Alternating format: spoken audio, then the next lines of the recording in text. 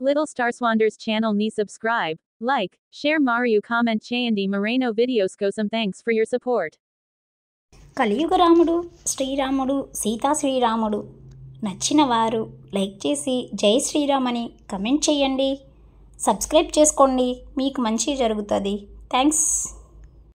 రాముడికి అవతారం ఎత్తిన రామాయణం గురించి మనం తెలుసుకుందాం.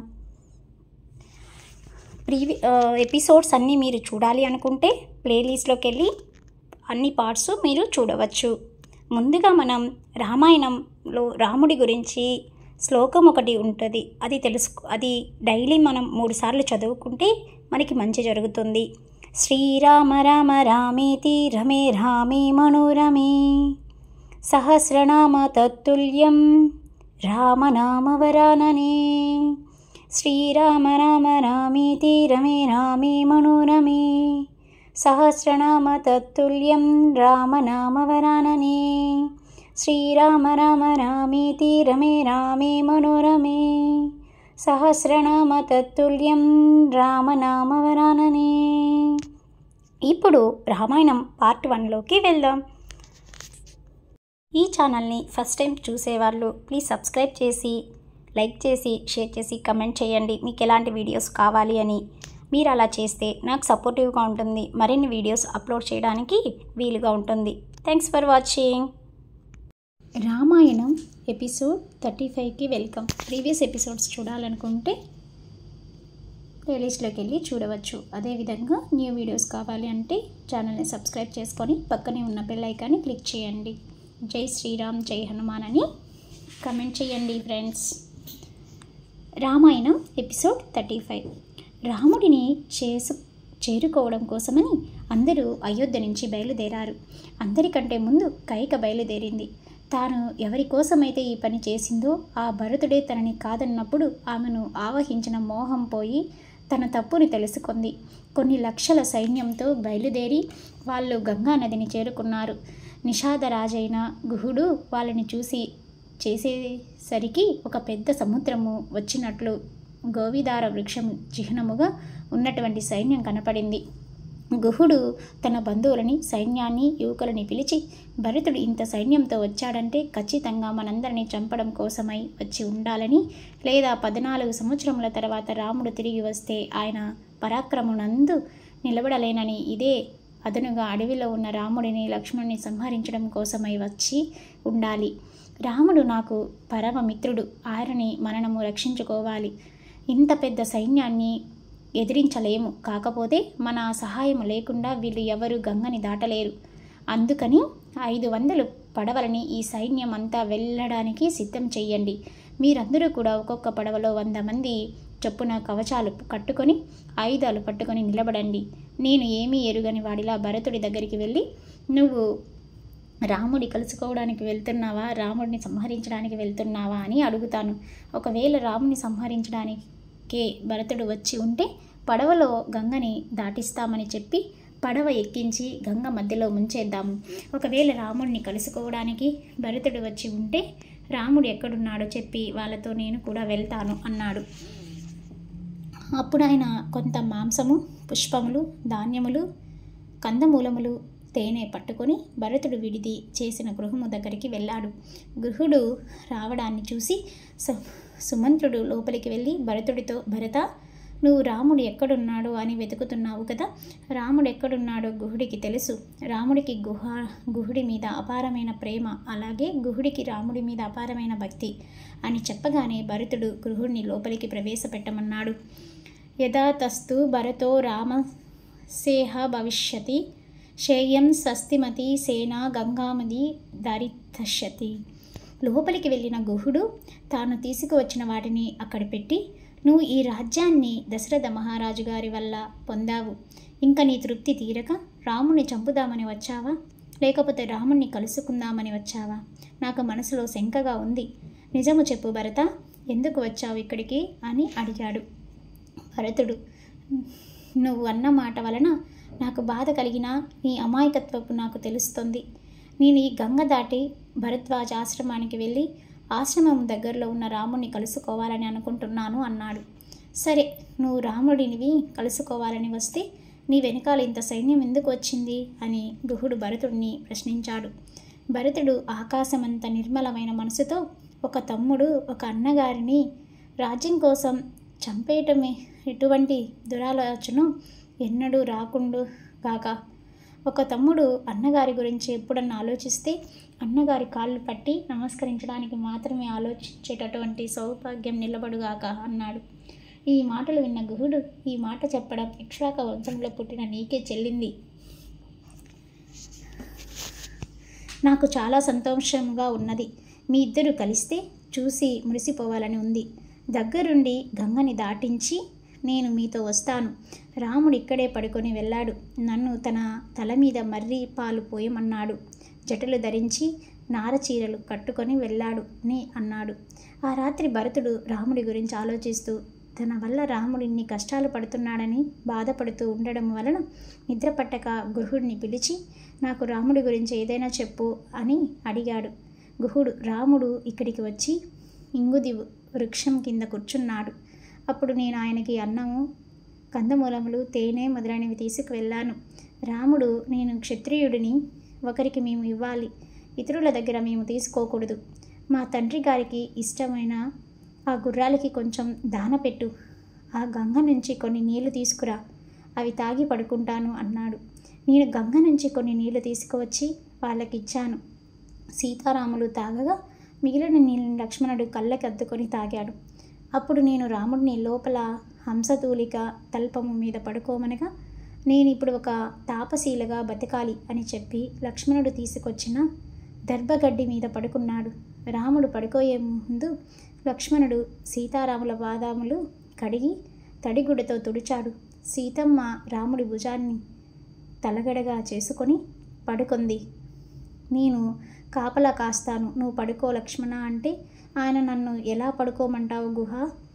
ఇంత దారుణమైన దృశ్యం చూశాక అని నీ తమ్ముడు లక్ష్మణుడు ఏడ్చాడు. ఇదిగో ఈ గడ్డి మీదే సీతారాములు పడుకున్నారని గుహుడు సీతారాములు పడుకున్న గడ్డిని చూపించాడు. అప్పుడు భరతుడు సీతారాములు పడుకున్న గడ్డి దగ్గరికి వెళ్ళి చూడగా ఒకవైపు గట్టిగా ఒత్తుకొని గడ్డి భూమిలోకి నొచ్చుకొని ఉన్నది. ఇది రాముడు పడుకున్న చోటని భరతుడు గ్రహించాడు. మన్య సాభరణ సుప్తాసితాస్మం సైనోత్మి తత్ర తత్ర హి దృశ్యనేస్తే సక్త కనకబిందవ. సీతమ్మ పడుకున్న వైపు బంగారు రవ్వలు పడి ఉన్నాయి. సీతమ్మ కట్టుకున్న పట్టుచీర కొంగు యొక్క దారములు ఆ గడ్డికి చుట్టుకొని ఉన్నాయి. ఎక్కడో రాజభవనాల్లో పడుకోవలసిన సీతారాములు ఇంతమంది అటవికలు చూస్తుండగా గడ్డి మీద పడుకోవలసి వచ్చిందని, దీనికంతటికీ తనే కారణమని భరతుడు నేల మీద పడి మూర్ఛపోయాడు. భరతుడు ఈ క్షణం నుంచి 14 సంవత్సరముల పాటు నేను కూడా పట్టుబట్ట కట్టను, నారచీరలే కట్టుకుంటాను, జటలు ధరిస్తాను, నేను కూడా కందమూలములు తేనె తింటాను అని ప్రతిజ్ఞ చేశాడు. వెంటనే నారచీరలు ధరించి భరతుడు ఆ రాత్రికి రాముడు పడుకున్న చోటనే పడుకున్న భూమి మీద పడుకున్నాడు. మరునాడు ఉదయం అందరూ గంగని దాటి ముందుకి బయలుదేరారు. అలా కొంత దూరం ప్రయాణించగా వారు భరద్వాజ ఆశ్రమాన్ని చేరుకున్నారు. సైన్యాన్ని కొంత దూరంలో ఉంచి భరత శత్రుఘ్నులు వశిష్ఠుడితో కలిసి ఆశ్రమంలోకి ప్రవేశించారు.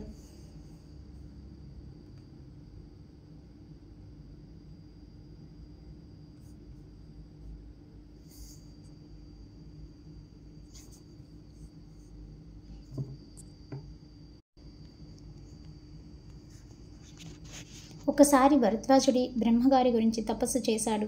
అప్పుడు బ్రహ్మ ప్రత్యక్షమై ఏవి నీ కోరిక అని అడిగాడు. నాకు వేదము చదువుకోవడానికి 100 సంవత్సరముల ఆయురార్థము కావాలని భరద్వాజుడు అడిగాడు. బ్రహ్మగారు సరే అన్నారు. అలా ఆయన బ్రహ్మగారి దగ్గర 3 సార్లు ఆయురార్థం పుచ్చుకున్నాడు. 4వసారి కూడా తపస్సు చేయక బ్రహ్మగారు ప్రత్యక్షమై వేదాలు ఎంత ఉంటాయో తెలుసా చూడు అని చూపిస్తే అవి పర్వతాలంత ఎత్తు ఉన్నాయి. నువ్వు 300 సంవత్సరములలో చదివింది 3 గిప్పుళ్ళు వేదము అంతము. అది ఎంతకాలం చదివినా తెలిసేది కాదు, పూర్తిగా చదవగలిగేది కాదు. అందుకని నువ్వు చదివిన దానితో తృప్తిపడు అన్నారు. బ్రహ్మగారి వలన ఐరుధ్యాన్ని పొందిన మహానుభావుడు భరద్వాజుడు. ఎదురుగా వస్తున్న వశిష్ఠుడిని చూసి భరద్వాజుడు గబగబా వచ్చి ఆర్ఘ్యపాద్యములు ఇచ్చారు. తర్వాత ఒకరిని ఒకరు కుశల ప్రశ్నలు అడిగారు. భరద్వాజుడు, నువ్వు ఈ అరణ్యానికి ఎందుకు వచ్చావు అని అడుగగా, నేను రామదర్శనానికి వచ్చానని భరతుడు చెప్పాడు. భరద్వాజుడు త్రికాల వేది. దశరథుడు మరణించాడని ఆయనకి తెలుసు. భరద్వాజుడు, మీ తండ్రి గారు 14 సంవత్సరములు రాముణ్ణి అరణ్యములకు పంపించి నీకు రాజ్యం ఇచ్చారు. ఆ రాజ్యాన్ని పరిపాలించుకునే స్థితిలో నువ్వు ఉన్నావు. అయినా కానీ ఇంత సైన్యాన్ని తీసుకొని అరణ్యమునకు వచ్చావు. మహాపాపకార్యమైన రామహత్య కోసమని నువ్వు వచ్చావని నాకు మనసులో శంకగా ఉన్నదని అన్నాడు. హితోస్మి అది మామేవం భగవాన్నపి మన్యతే మధ్యోనాం దోసమాసంకే దైవమం మనున సాధిహి. ఈ మాటలు విన్న భరతుడు కన్నీరు కారుస్తూ, మహానుభావ, నా దౌర్భాగ్యము, నేను ఎక్కడికి వెళ్ళినా నన్ను చూసి రాముణ్ణి చంపడానికి వచ్చావా అంటారు. నేను రాముణ్ణి చంపడానికి రాలేదు. నువ్వు అడిగిన ప్రశ్న చేత నేను చచ్చిపోయాను. ఈ మాట ఆ గుహుడు అడగాడంటే అర్థం చేసుకోవచ్చు. ఇంత గొప్ప మహర్షులు మీరు కూడా ఈ మాట అన్నారంటే నేను బ్రతకడం ఎందుకు? నేను ఎన్నడూ రాజ్యం కావాలని, రాముడు అరణ్యవాసం చేయాలని కోరలేదు. నా మీద ఉన్న విపరీతమైన ప్రేమ చేత మా అమ్మ నేను లేనప్పుడు 2 వరములు అడిగింది. రాముడికి పట్టాభిషేకం చేయించాలని అరణ్యానికి వచ్చాను. నేను రాముడిని చంపేంత దుర్మార్గుణ్ణి కాదని ఆయన పాదముల మీద పడి ఏడ్చాడు. అప్పుడు భరద్వాజుడు, నువ్వు ఎటువంటి వాడివో నాకు తెలుసు భరత. నువ్వు ఇటువంటి దురాలోచనలు చెయ్యవని తెలుసు. అయినా నేను నిన్ను ఎందుకు అడిగానో తెలుసా? నీ శీలం ఎటువంటిదో లోకానికి చెప్పడం కోసమని నేను ఈ మాట అడిగాను. నువ్వు నీ మాట యందు నిలబడదువుగాక అని ఆశీర్వదించి ఆ పిమ్మట, నాయనా, ఈ రాత్రికి నా అతిథ్యాన్ని స్వీకరించు అన్నాడు. అప్పుడు భరతుడు, మీరు నాకు ఆర్షం పాద్యం ఇచ్చారు. నాకింతకన్నా ఏం కావాలి? నాకు ఏమీ వద్దు అన్నాడు. నీ సైన్యమును ఎక్కడ పెట్టావని భరద్వాజుడు అడుగగా, సైన్యాన్ని ఇక్కడికి తీసుకువస్తే ఆశ్రమం పాడవుతుందని వాళ్ళని దూరముగా పెట్టానని భరతుడు అన్నాడు. భరద్వాజుడు, అంత దూరముగా ఎందుకు పెట్టావు? ఇవాళ నేను ఆతిథ్యం ఇవ్వాలని అనుకుంటున్నాను. నువ్వు నా ఆతిథ్యాన్ని తీసుకొని వెళ్ళాల్సిందే. నీ గుర్రాలకి, ఏనుగులకి, ఒంటెలకి, సైన్యానికి, పురోహితులకి, మంత్రులకి, నీ తల్లులకి ఎటువంటి ఆతిథ్యం ఇవ్వాలో అటువంటి ఆతిథ్యం ఇస్తాను అన్నాడు.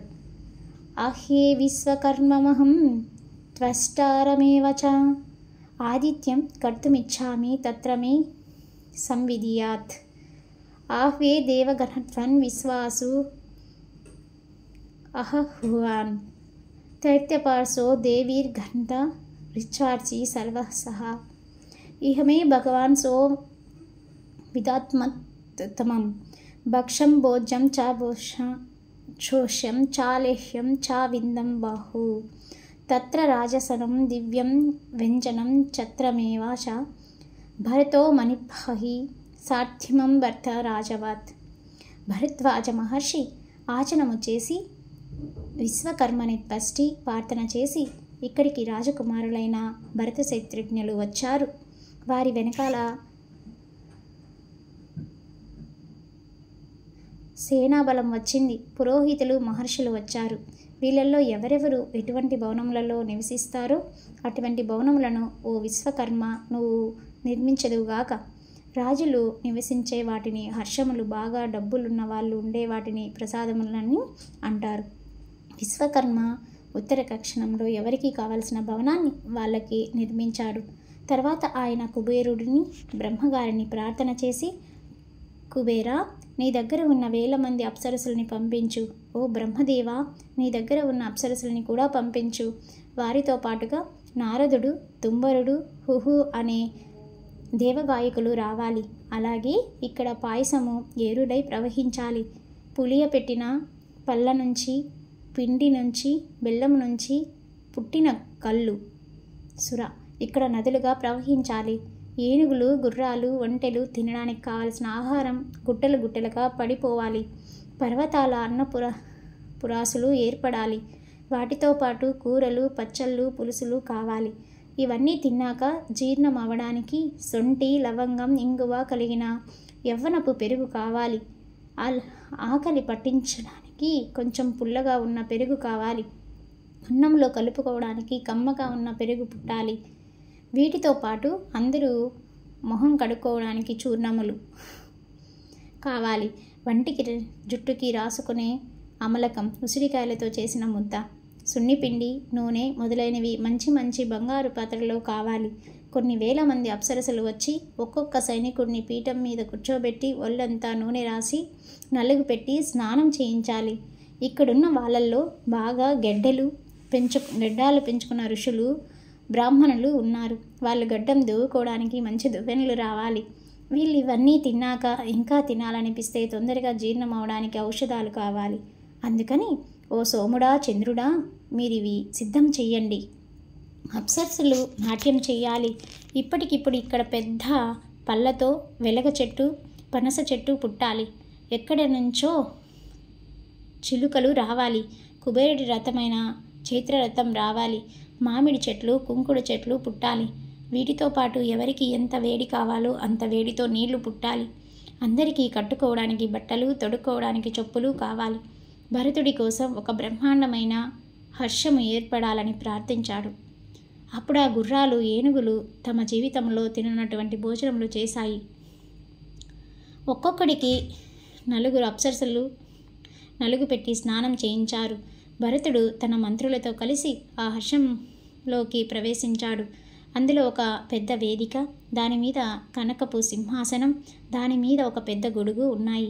లోపలికి వెళ్ళిన భరతుడు ఆ సింహాసనం మీద రాముడు కూర్చున్నట్లు భావించి కిందన ఉన్న పాదపీఠానికి తల తగిలేటట్టు నమస్కారం చేసి చామరాన్ని ఒకసారి విసిరి, ఇవన్నీ రాముడికి చెందవలసినవి మంత్రి, కూర్చునే చోట కూర్చున్నాడు. అప్పుడు సభలోకి రంభ మొదలైన వారు వచ్చి నాట్యం చేశారు. నారదుడు, తుంబరుడు మొదలైన వారు వచ్చి పాటలు పాడారు. ఏదన్నా తాగడానికి ఉంటే బాగుండని భరతుడు అనుకున్నాడు. వెంటనే అక్కడ ఒక పాయసపు నది ప్రవహించింది. అందరూ ఆ నది నుంచి ఎంత కావాలో అంత పాయసాన్ని బంగారు పాత్రలో ముంచుకొని తాగారు. అందరూ అన్నింటినీ బాగా అనుభవించారు. సైనికులందరూ బాగా తినేసి తాగేసి పడుకుంటే అప్సరసలు వచ్చి వాళ్ళ కాళ్ళు పట్టారు. అప్పుడు సైనికులు, మనం వెనక్కి అయోధ్యకి వెళ్ళవద్దు, ముందు చిత్రకూటం పర్వతాలకి వద్దు, ఇక్కడే భరద్వాజ ఆశ్రమంలో ఉండిపోదామని సంతోషంతో కేకలు వేస్తున్నారు. ఏనుగులు, గుర్రములు కూడా ఆనందపడ్డాయి. మరునాడు తెల్లవారేసరికి అన్నీ అదృశ్యమైపోయాయి. భరతుడు, కౌసల్య, సుమిత్ర, కైక వచ్చి భరద్వాజ మహర్షి పాదములకు నమస్కారం చేశారు. అప్పుడు భరద్వాజుడు భరతుడిని దగ్గరికి పిలిచి, వీళ్ళు ముగ్గురు మీ అమ్మలు కదా, వీళ్ళల్లో ఎవరో నాకు చెప్తావా అన్నాడు. భరతుడు సుమిత్ర చెయ్యి పట్టుకొని, ఉన్న ఈ అమ్మ సింహముల నడవగలిగిన వాడు అదితి దాతని, వామనుని కన్నట్టు రామచంద్రుణ్ణి కన్న తల్లి కౌసల్య, వీరులు పరాక్రమవంతులైన లక్ష్మణశత్రుఘ్నుని కన్న తల్లి సుమిత్ర. రాముడు అరణ్యవాసానికి వెళ్ళడానికి కారణమైనది, కట్టుకున్న భర్త మరణించడానికి కారణమైన దుష్ట చరిత్ర కలిగినటువంటిది, ఎప్పుడు కోరికలు కోరుతూ క్రోధంగా ఉండేటటువంటి ఈ కైక నా తల్లి అని అన్నాడు. నదోషవ్య కైకేయి భరత త్వయా రామ ప్రవజం యత్యే సుఖోదర్కం భవ్యష్యతి దేవానాం దేవనం చారుషిణాం భవితాన్నం హితమేవ భవిష్యతి రామ ప్రవర్చనాదిదః. అప్పుడు భరద్వాజుడు, ఈవిడ రాముని యొక్క అరణ్యవాసమునకు కారణమైన మాట వాస్తవమే. రాముడలా అరణ్యవాసానికి వెళితే తప్ప దేవతలకి, ఋషులకి రక్షణ అనేది కలగడం జరగదు. రాముడు అరణ్యవాసానికి వెళ్ళేటట్టు దేవతలు కైక చేత పలికించారు. అందుచేత నువ్వు ఇంక ఎన్నడూ కైక యందు దోషము పట్టకు అన్నాడు. భరద్వాజుడి మాటలు విన్న భరతుడు, సరే, మీరు చెప్పినట్టే ప్రవర్తిస్తాను. రాముడు ఎక్కడున్నారు, మీరు మాకు సెలవియ్యండి అన్నాడు. అయితే నువ్వు ఇలా దక్షిణాభిముఖంగా వెళ్ళి నైరుతికి తిరిగితే ఒక ఇరుకైన దారి వస్తుంది. అందులో నుంచి జాగ్రత్తగా ఏనుగులన్నీ, గుర్రాలని నడిపించుకుంటూ వెళ్తే అక్కడ చిత్రకూట పర్వతము మీద మందాకిని నది పక్కన రాముడు ఆశ్రమాన్ని నిర్మించుకొని ఉన్నాడని భరద్వాజ మహర్షి చెప్పారు. అందరూ భరద్వాజ మహర్షి చెప్పిన విధంగా రాముడిని చేరుకోవడానికి బయలుదేరారు.